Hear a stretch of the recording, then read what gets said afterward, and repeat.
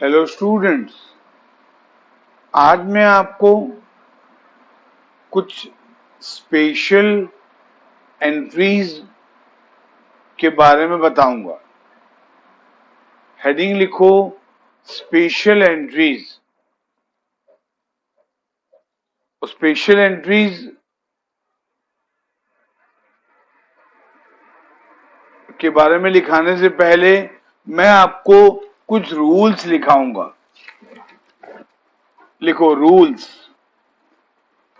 When goods समझते हो ऐसा कोई भी चीज जो बिजनेसमैन ने बनाया या खरीदा बेचने के लिए। when goods goes out of business because of sale, we credit sales account.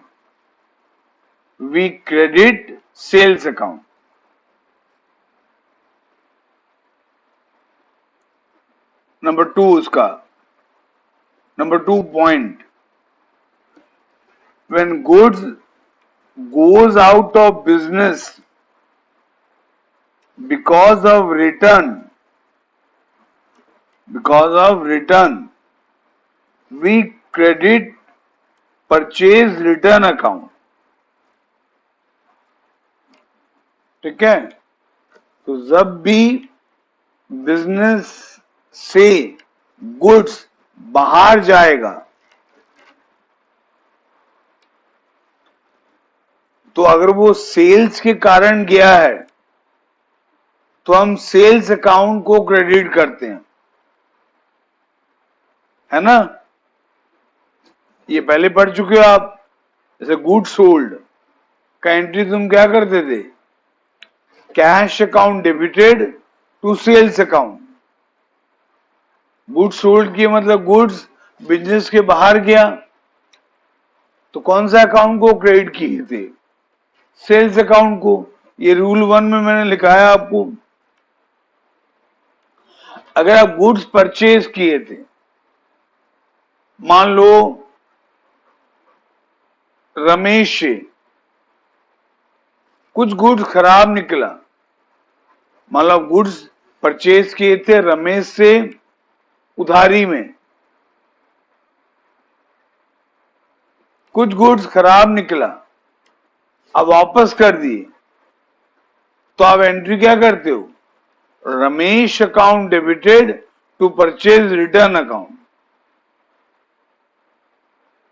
तो गुड्स अगर बिजनेस के बाहर जाएगा बिकॉज ऑफ रिटर्न और purchase return, then we credit purchase return account. ये रूल 2 में लिखा गया। अब rule 3, when goods goes out of business because of any other reason,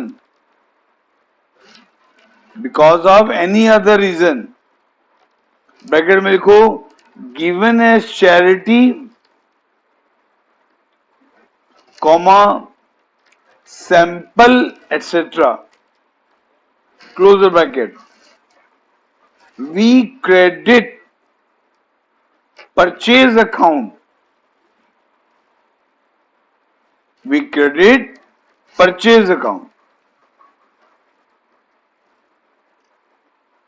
because they were not purchased for sale,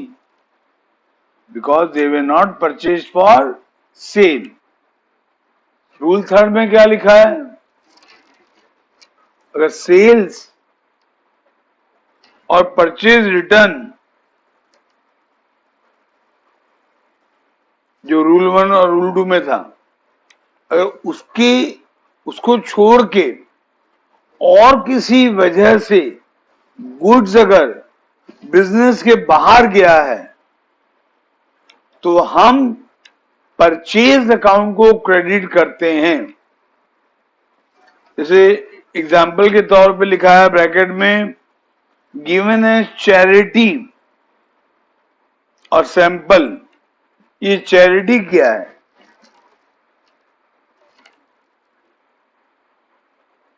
मान लो अगर एक businessman अपना कुछ गुड्स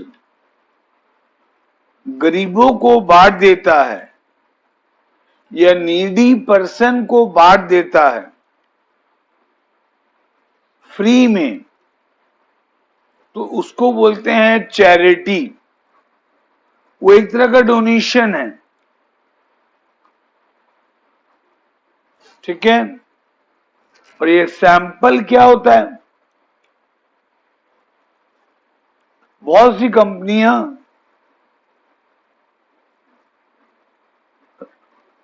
सैंपल देती हैं फ्री में। फॉर एग्जाम्पल, जितनी भी मेडिसिन कंपनियां हैं जो मेडिसिन बनाती हैं, उनके मेडिकल रिप्रेजेंटेटिव होते हैं। वो डॉक्टर के पास आते हैं और डॉक्टर को बताते हैं कि हमारी कंपनी ये मेडिसिन बेचती है। फिर डॉक्टर को रिक्वेस्ट करते हैं कि आप हमारी मेडिसिन रिकमेंड करें।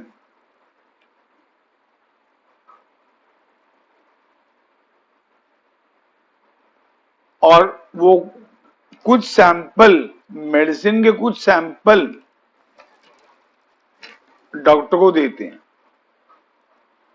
फ्री में।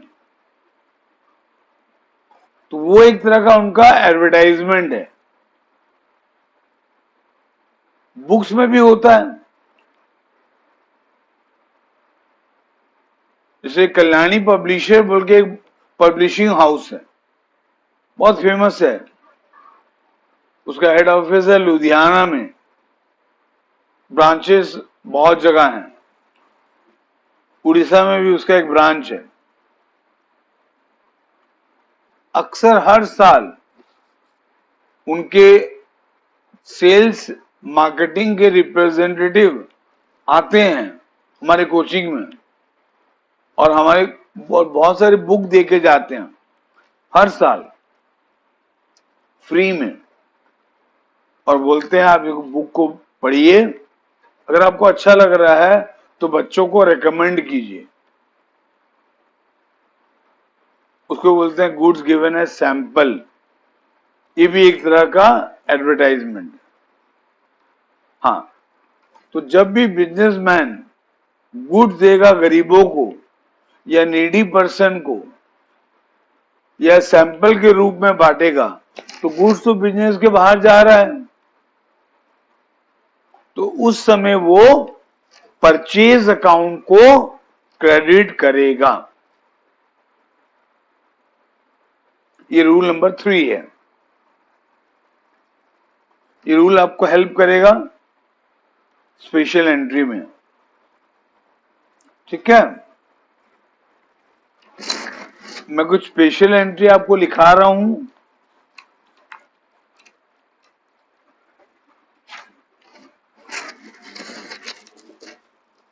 अब लिखो, goods given as charity. Goods given as charity. तो चैरिटी बिजनेसमैन के लिए खर्चा है। इसका एंट्री होगा चैरिटी और donation account debited to purchase account. Next लिखो, goods given as free sample. Goods given as free sample, इसका एंट्री होगा advertisement account debited to purchase account. ये दोनों एग्जाम्पल में, ये दोनों ट्रांजैक्शन में गुड्स बिजनेस के बाहर जा रहा है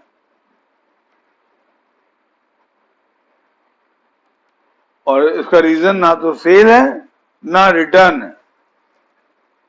तो इन दोनों में क्रेडिट क्या होगा? Purchase account. इसलिए जो दो एंट्री में लिखाया दोनों में परचेज अकाउंट क्रेडिट हुआ है। फिर लिखो cash withdrawn by businessman for personal use. इसका एंट्री होगा कैपिटल और ड्रॉइंग अकाउंट डेबिटेड। कैपिटल और ड्रॉइंग कुछ भी डेबिट कर सकते हो, कैपिटल को भी डेबिट कर सकते हो, ड्रॉइंग को भी डेबिट कर सकते हो। कैपिटल और drawing account debited to cash account.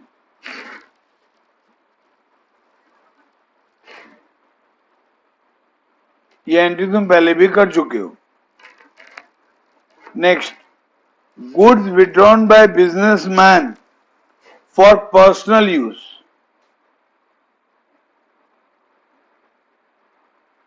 मतलब बिजनेसमैन अपने बिजनेस से कुछ गुड्स निकाला अपने पर्सनल यूज के लिए।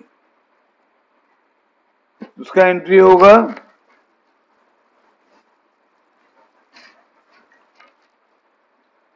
क्या, ड्रॉइंग और कैपिटल अकाउंट डेबिटेड, ड्रॉइंग और capital account debited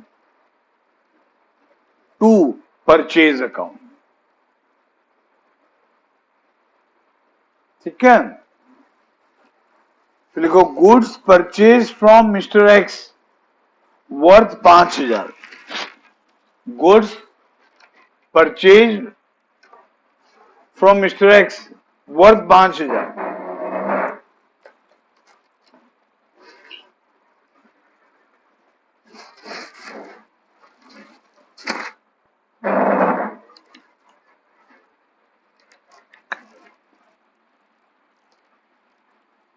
goods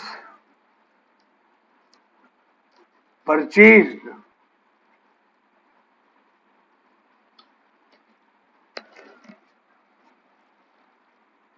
from mister X, from mister X ₹5,000। इसका एंट्री तुम कर चुके हो, इसका एंट्री तुमको आता होगा। इसका एंट्री होगा purchase account debited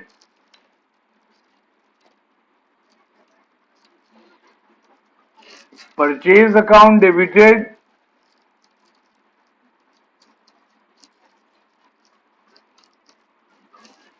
to mister X.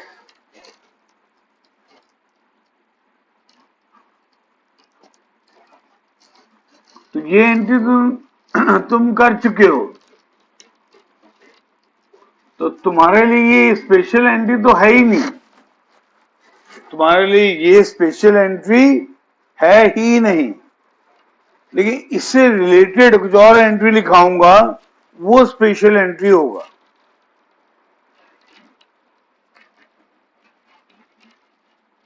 Cash paid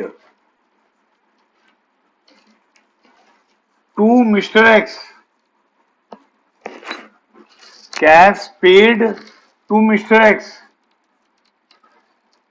4,900,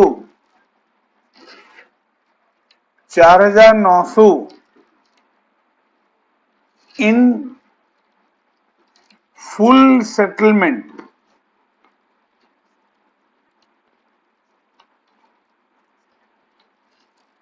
cash paid to mister X 4,900 rupees, 4,900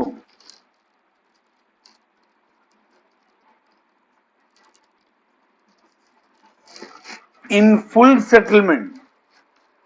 अब इसका मतलब क्या है?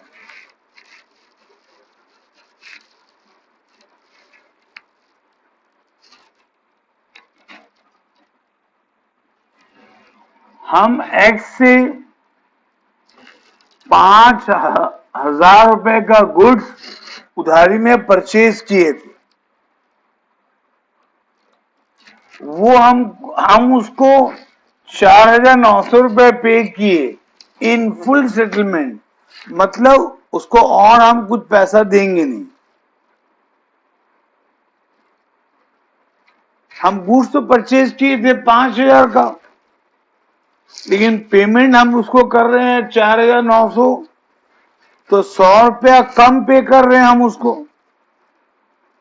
तो जो ₹100 हम उसको कम पे किए, वो हमको डिस्काउंट मिला मिस्टर एक्स से। तो ₹100 हमको डिस्काउंट मिला मिस्टर एक्स से।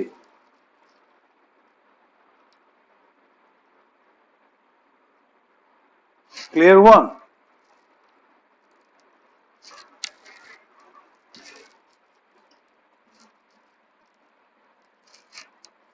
अब इसका जो एंट्री है ये थोड़ा समझने वाला है, ध्यान से समझना। हम कितना पैसा पे किए एक्स को? 4900। इसका जर्नल एंट्री क्या होगा? Mister X account debited. मान लो ये ट्रांजैक्शन हुआ था जनवरी 5 को, और ये हो रहा है जनवरी 8 को। तो ये एंट्री जो होगा जनवरी 8 को होगा। Mister X account debited to cash account.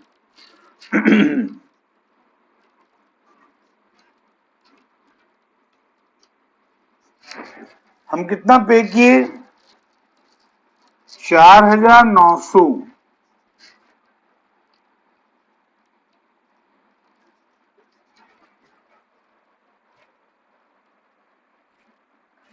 लेकिन क्वेश्चन में बोलता है हम ये पेमेंट किए हैं फुल सेटलमेंट में, मतलब ये पेमेंट करने के बाद मिस्टर एक्स को और पैसा देना नहीं है। तो मिस्टर एक्स का अकाउंट क्लोज हो जाना चाहिए, लेकिन मिस्टर एक्स का अकाउंट क्लोज नहीं हो रहा है। क्यों? क्योंकि हम मिस्टर एक्स को 5000 से क्रेडिट किए थे, और इस एंट्री में मिस्टर एक्स को 4900 से डेबिट किए। तो मिस्टर एक्स का अकाउंट क्लोज नहीं हुआ, क्योंकि क्रेडिट ज्यादा अमाउंट से हुआ है और डेबिट कम अमाउंट से हुआ है। कितना रुपया कम हुआ है डेबिट? ₹100। तो मिस्टर एक्स को हम ₹100 से और डेबिट करेंगे, तो जनवरी 8 को और एक एंट्री होगा। मिस्टर एक्स अकाउंट डेबिटेड ₹100, और ये ₹100 हमारे लिए इनकम है। इसको हम बोलते हैं डिस्काउंट रिसीव्ड। हमको डिस्काउंट मिला ना एक्स से, तो ये हमारे लिए इनकम है। इसको हम बोलते हैं डिस्काउंट रिसीव्ड।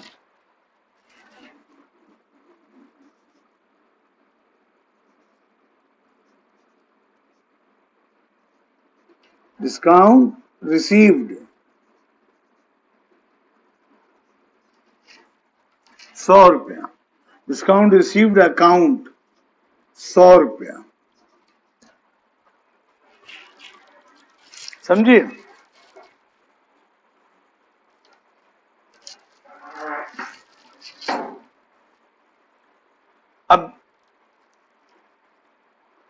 अब मिस्टर एक्स का अकाउंट क्लोज हो गया। कैसे? देखो, जनवरी 5 को मिस्टर एक्स को तुम क्रेडिट किए थे 5,000 से, फिर जनवरी 8 को मिस्टर एक्स को पहले डेबिट किए 4,900 से, फिर उसी दिन मिस्टर एक्स को डेबिट किए 100 रुपए से। इन दोनों को ऐड करने से 5,000 हो गया, तो मिस्टर एक्स 5,000 से डेबिट हो गया, तो अकाउंट क्लोज हो गया। ठीक है। अब हम जनरली, अच्छा, अब हम इन दोनों एंट्री को कंबाइन कर सकते हैं ना। कंपाउंड एंट्री मैंने आपको पढ़ाया है, इन दोनों एंट्री को हम कंबाइन कर सकते हैं। कि दो एंट्री को तुम तभी कंबाइन कर सकते हो जब दो कंडीशन फुलफिल होगा। यहां हो रहा है फुलफिल, चलो चेक कर लेते हैं। पहला कंडीशन ये है कि डेट सेम होना चाहिए। डेट सेम है दोनों का, जनवरी 8, दोनों का डेट सेम है जनवरी 8। और एक एस्पेक्ट कॉमन होना चाहिए है। देखो, मिस्टर एक्स अकाउंट यहां भी डेबिट हुआ है और मिस्टर एक्स अकाउंट यहां भी डेबिट हुआ है, ये कॉमन एस्पेक्ट हुआ। तो ये दोनों एंट्री कंबाइन हो सकता है, ये दोनों एंट्री कंबाइन हो सकता है। और कंबाइन होके क्या एंट्री बनेगा? Mister X account, mister X account debited 4,900, sorry, mister X account debited 5,000 होगा, तो इसका अमाउंट बाद में लिखेंगे। Mister X account debited to cash account, to cash account 4,900 to discount received account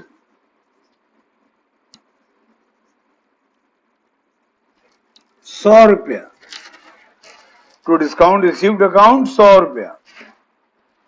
तो यहां पर आएगा 5,000 है। अब ये दोनों एंट्री कंबाइन हो गया ना, इसको बोलते हैं कंपाउंड एंट्री। तो अक्सर हम ये दो एंट्री नहीं करते हैं, ये सिंगल एंट्री करते हैं। क्या? Mister X account debited 5,000 to cash account 4,900 to discount received account 100 रुपए। ठीक है बच्चे लोग?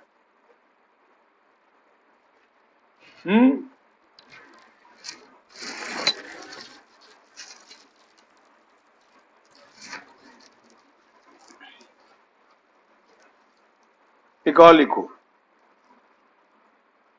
Good sold to mister Y, good sold to mister Y worth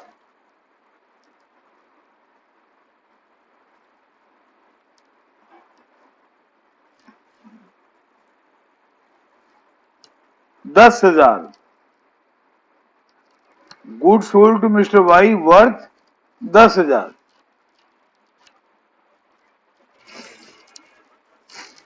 ठीक है।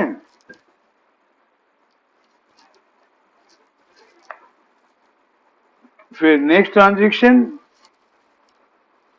रिसीव्ड 9,000, रिसीव्ड 9,000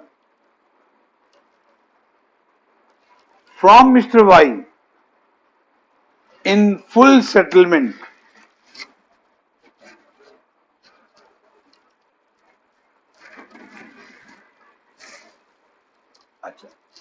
पहले क्या लिखा है मैं, good sold to mister Y 10,000,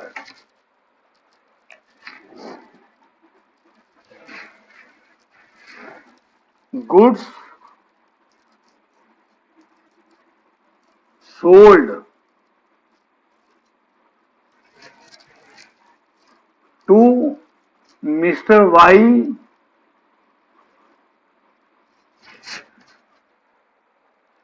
mister Y 10,000।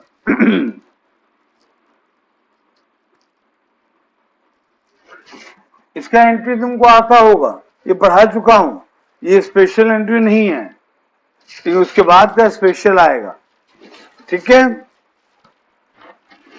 इसका एंट्री होता है mister Y account debited to sales account, mister Y account debited to sales account 10,000,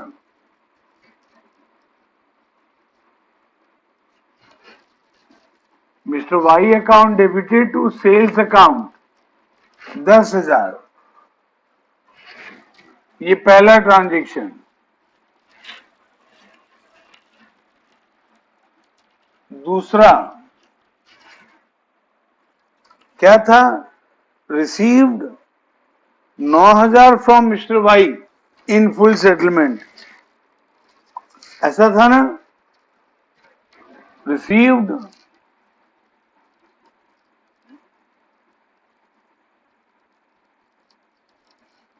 9,000 from mister Y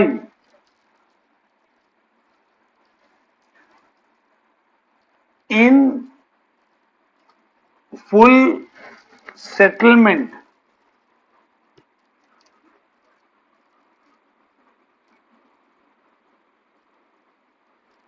received 9,000 from Mr. Y in full settlement।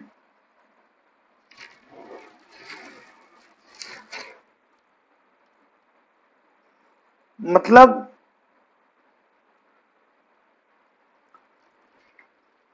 हम Y को 10,000 का सामान बेचे थे, तो हमको वाई से 10,000 रुपए लेना था, हमको उससे 9,000 रुपए मिला इन फुल सेटलमेंट। इसका मतलब वो और पैसे देगा नहीं, तो सामान तो लिया 10,000 का, लेकिन पैसे दिया 9,000 फुल सेटलमेंट में, मतलब वो और पैसे देगा नहीं। और कितने पैसे उससे लेने हैं, 1,000 रुपया, वो और देगा नहीं। इसका मतलब 1,000 रुपये का डिस्काउंट हमने उसको दिया, 1,000 रुपये का डिस्काउंट हमने उसको दिया। तो इसका दो एंट्री भी करेंगे पहले, फिर कंबाइन करेंगे। पहला एंट्री होगा कैश अकाउंट डेबिटेड,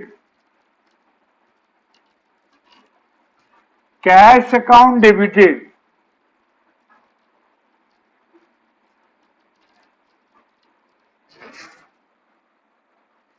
कितना कैश हमको मिला, 9,000 टू मिस्टर वाई,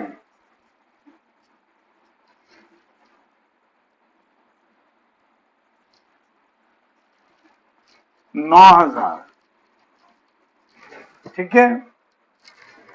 अगर डेट तो लिखा नहीं हो, इसको नंबर 2 के हिसाब से लिखते हैं। ये चलो डेट एज्यूम कर लेते हैं। ये था जनवरी, सेल हुआ था मान लो जनवरी 16 को, और हमको पैसे मिले जनवरी 17 को। तो ये एंट्री जनवरी 17 को होगा, लेकिन जनवरी 17 को और एक एंट्री होगा ना, क्योंकि हमने उसको डिस्काउंट दिया है। ये डिस्काउंट हमारे लिए खर्चा है, तो डिस्काउंट अलाउड अकाउंट डेबिट होगा टू मिस्टर वाई।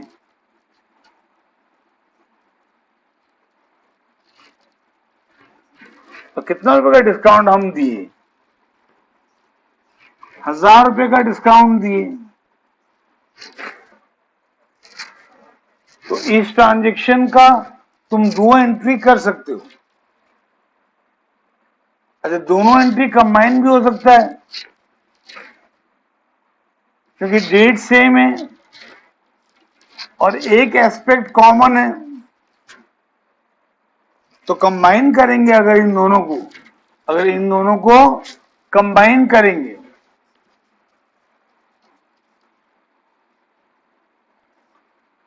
इन दोनों के बदले में हम क्या एंट्री कर सकते हैं? जनवरी 17 को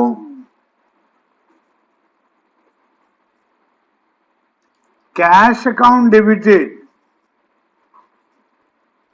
cash account debited, discount allowed account debited, discount allowed account debited to mister Y account. Cash कितना मिला था हमको? 9000।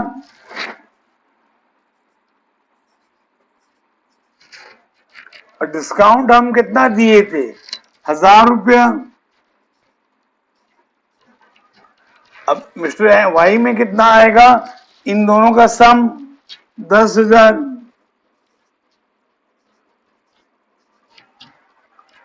तो ये दोनों एंट्री के बदले में हम ये एंट्री कर सकते हैं।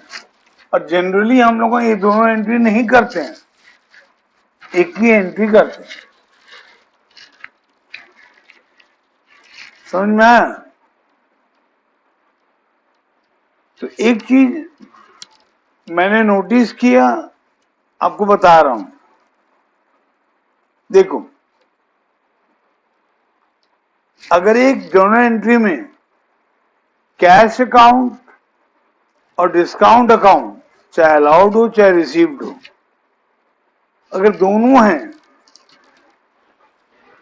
तो दोनों या तो डेबिट होंगे या दोनों क्रेडिट होंगे। फिर से बता रहा हूं, अगर एक जर्नल एंट्री में कैश अकाउंट और डिस्काउंट अकाउंट, चाहे डिस्काउंट अलाउड हो चाहे डिस्काउंट रिसीव्ड हो, अगर दोनों हैं तो दोनों या तो डेबिट होंगे या दोनों क्रेडिट होंगे। चलो चेक कर लेते हैं। देखो, इस एंट्री में कैश और डिस्काउंट दोनों है। कैश अकाउंट क्रेडिट हुआ है तो डिस्काउंट रिसीव्ड अकाउंट क्रेडिट हुआ है। इस एंट्री में कैश अकाउंट और डिस्काउंट अलाउड अकाउंट दोनों हैं। कैश अगर डेबिट हुआ है तो डिस्काउंट अलाउड अकाउंट डेबिट हुआ है। वही मैंने कहा था कि अगर एक जर्नल एंट्री में कैश और डिस्काउंट दोनों हैं तो दोनों या तो क्रेडिट होंगे या दोनों डेबिट होंगे। देखो, यहां दोनों क्रेडिट हुआ है, कैश और डिस्काउंट दोनों क्रेडिट हुआ है। यहां कैश और डिस्काउंट दोनों डेबिट हुआ है। तो एक छोटा सा स्टेटमेंट लिख के रखो, एक छोटा सा स्टेटमेंट लिख के रखो।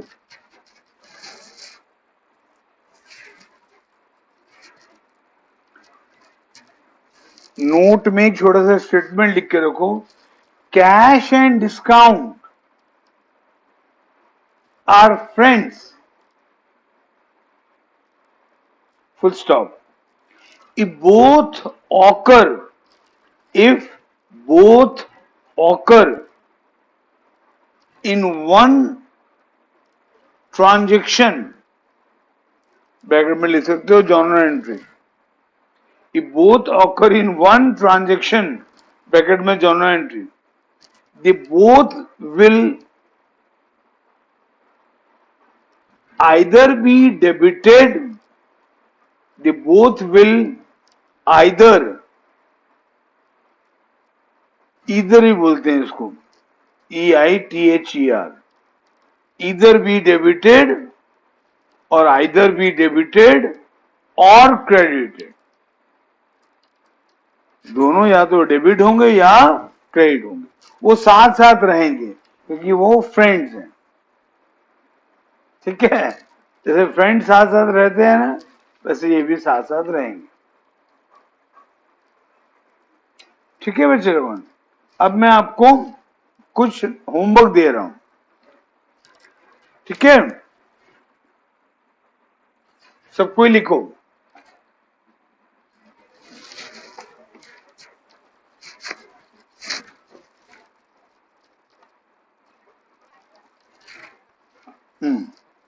ट्रांजैक्शन लिखो।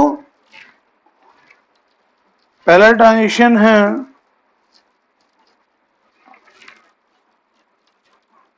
Withdrawn goods costing 5,000 for personal use. Next transaction,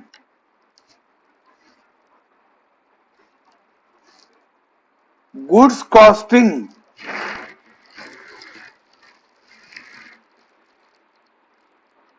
500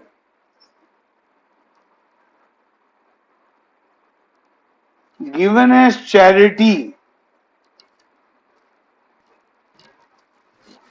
third transaction,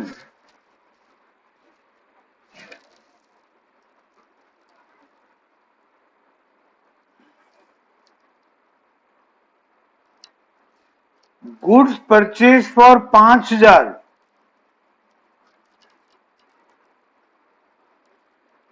were used by the proprietor for personal use। Next, rupees 200 due from Hari are bad debt।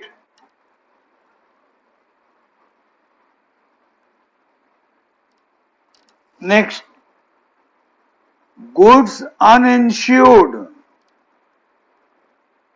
rupees 3,000 were purchased by fire, were destroyed by fire, were destroyed by fire। Next, goods costing 500 given as charity, bracket में लिखो sale price 600, bracket में लिखो sale price 600, मतलब हम जो goods बांटे ना 500 रुपए का एज चैरिटी, उसका सेलिंग प्राइस 600 रुपया है। Next, paid landlord 1500 for rent, paid landlord rupees 1500 for rent।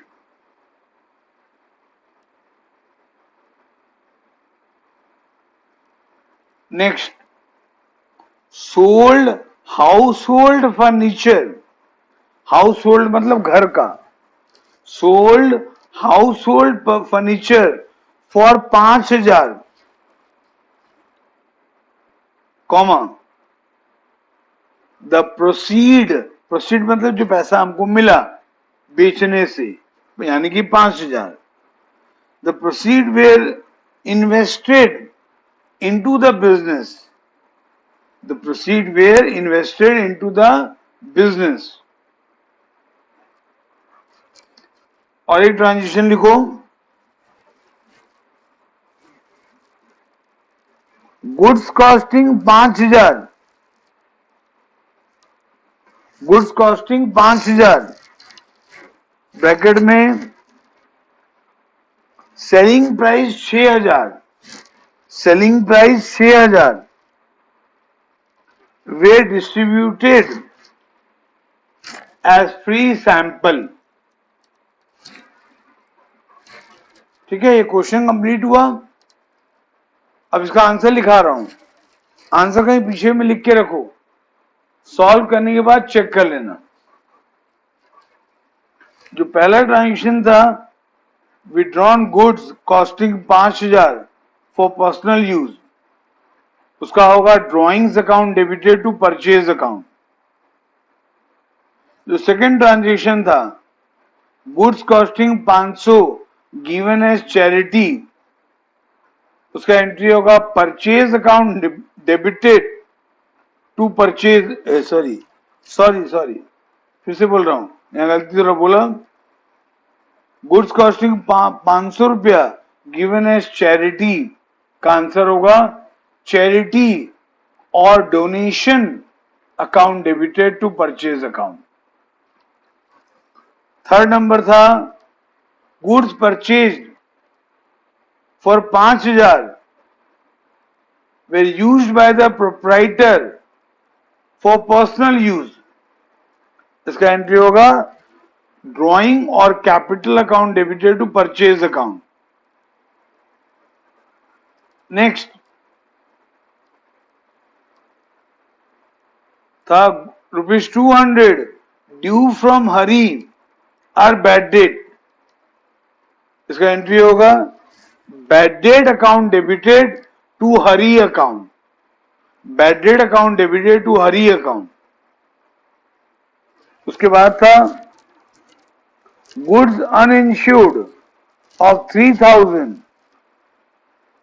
Way destroyed by fire, इसका एंट्री होगा goods destroyed by fire, goods destroyed by fire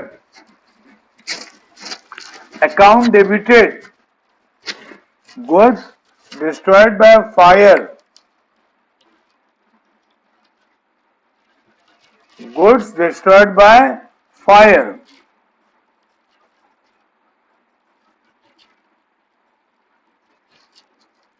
Goods destroyed by fire,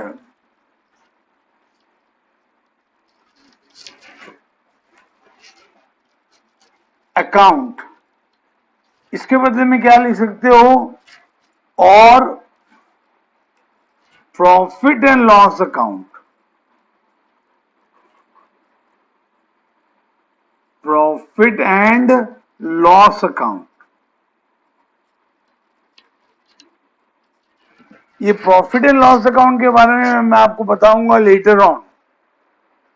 इन दोनों में से किसी एक को डेबिट कर सकते हो,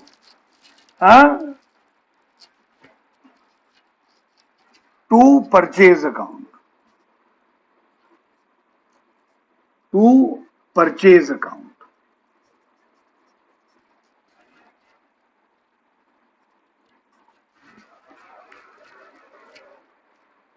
ठीक है।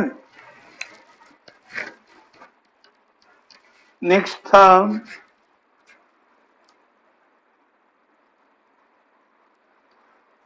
Goods costing 500 given as charity, और ब्रैकेट में लिखा था सेल प्राइस 600, इसका एंट्री होगा चैरिटी और donation account debited to purchase account 500। हमको कॉस्ट से मतलब है, सेलिंग प्राइस से नहीं यहां पे। Next, paid landlord 1,500 for rent, इसका एंट्री होगा rent account debited to cash account. फिर sold household furniture 5,000, the proceed were invested into the business, इसका एंट्री होगा cash account debited to capital account, cash account debited to capital account. उसके बाद एक transaction था goods costing 5,000, bracket में था selling price 6,000, were distributed as free sample, इसका entry होगा advertisement account debited to purchase account और अमाउंट आएगा 5,000। यहां पर भी कॉस्ट आएगा, सेलिंग प्राइस से मतलब नहीं। ठीक है, आंसर लिखा दिया हूं, चेक कर लेना। कुछ भी डाउट होगा मेरे को इमीडिएटली कॉल करना। Okay, have a nice day.